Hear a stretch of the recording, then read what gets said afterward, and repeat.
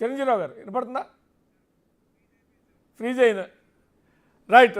అంబటి రామకృష్ణారావు గారు అది మొత్తం మళ్ళీ టెక్నికల్ ప్రాబ్లం ఉంది. ఈ రెండు పార్టీల మేనిఫెస్టో విడుదల చేశారు. సరే మీరు కూడా మీ యొక్క ఏమేమి అధికారంలోకి వస్తే ఏం చెప్తారో కాంగ్రెస్ పార్టీ కూడా చెప్పింది.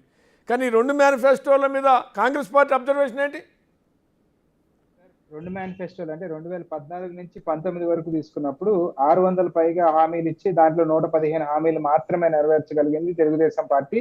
ఆ రోజున్న ప్రతిపక్షాలన్నిటి కూడా దాన్ని ప్రజలకు వివరించి చెప్పడం, వేలెత్తి చూపించడం జరిగిన అంటే నెరవేర్చలేకపోయిన హామీల్ని ఇచ్చిందని క్లియర్ కట్ గా ప్రజలకు చెప్పడం జరిగింది.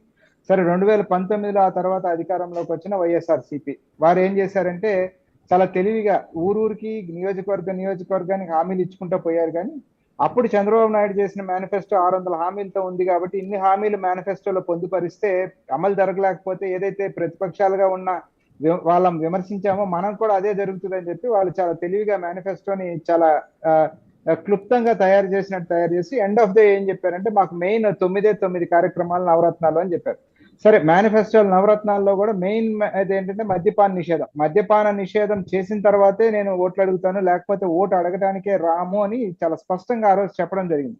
అదే పరిస్థితిలో నుంచి వైఎస్ఆర్సీపీ ఈ రోజు అసెంబ్లీలోనే ముఖ్యమంత్రి గారు మాట్లాడుతూ చెప్పింది ఏమంటే మద్యం అమ్మకాల ద్వారా వచ్చిన రెవెన్యూస్ నే నేను మా అక్క చెల్లెమ్మలకు పంచుతున్నాను, మద్యం నిషేధం చేస్తే నేను సంక్షేమ కార్యక్రమాలు చేయలేను కాబట్టి మద్య నిషేధం అనేది చేయగలిగే పరిస్థితి కాదు అంటే ఇంట్లో మగవారి దగ్గర నుంచి డబ్బులు తీసుకుంటున్నారు, ఆడవాళ్ళకి పంచి పెడుతున్నారు అనేది స్పష్టంగా ఆయనే అసెంబ్లీలో ఒప్పుకోవడం జరిగింది. అయికపోతే ఓపీఎస్ సిపిఎస్ లాంటివి కానీ లేకపోతే ప్రాజెక్టుల విషయానికి కానీ అప్పటికే దాదాపుగా 60-70% కంప్లీట్లు, కొన్ని 90% కంప్లీట్ అయిన ప్రాజెక్టులు మొత్తం కూడా ఈ 5 ఏళ్ల కాలంలో శాంతం పూర్తి చేసిన తర్వాతనే నేను ఆయా ప్రాంతాల్లో చెప్పడం జరిగింది. అది మేనిఫెస్టోలో కూడా చెప్పడం జరిగింది. ఆ 2019లో ఏదైతే వారు అధికారం స్వీకరించిన నాటికి పరిస్థితి ఉందో ప్రాజెక్టులు ఆల్మోస్ట్ అదే పరిస్థితిలో ఉన్న పరిస్థితిని అయితే మనం గమనిస్తా ఉన్నాం.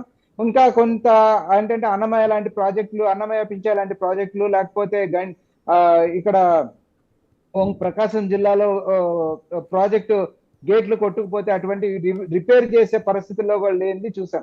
ఎండ్ ఆఫ్ ద డే నా కంక్లూజన్ ఏమంటే సంక్షేమ కార్యక్రమాలకు సంబంధించి రెండు పార్టీలు విపరీతమైన హామీలు ఇచ్చాయి. ఎస్, డెఫినెట్ గా కాంగ్రెస్ పార్టీ ప్రజలకి సంక్షేమం జరగాలనే మేము కోరుకుంటా ఉంటాం.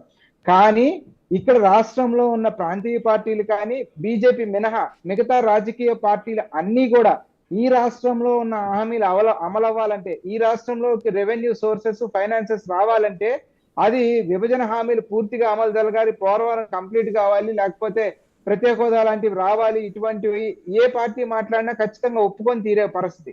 అటువంటిది ప్రత్యక్షంగా బీజేపీతో పొత్తులో ఉన్న చంద్రబాబు నాయుడు గారు కావచ్చు, జనసేన కావచ్చు, లేదు పరోక్షంగా మొన్న విశాఖపట్నంలో నేను ఎన్డీఏతోనే ఉంటాను అని చెప్పిన జగన్మోహన్ రెడ్డి గారు కావచ్చు, ఎవరు కూడా అవన్నీ నిలదీసి ఈ రాష్ట్రానికి సాధించుకొచ్చే పరిస్థితి లేనప్పుడు ఇవాళ సంక్షేమ పథకాలు అమలు చేయటం వల్ల ఈ రాష్ట్రం అప్పులు ఊబులో కూరుకుపోయింది. ఒకానొక దశలో మీరు చెప్పిన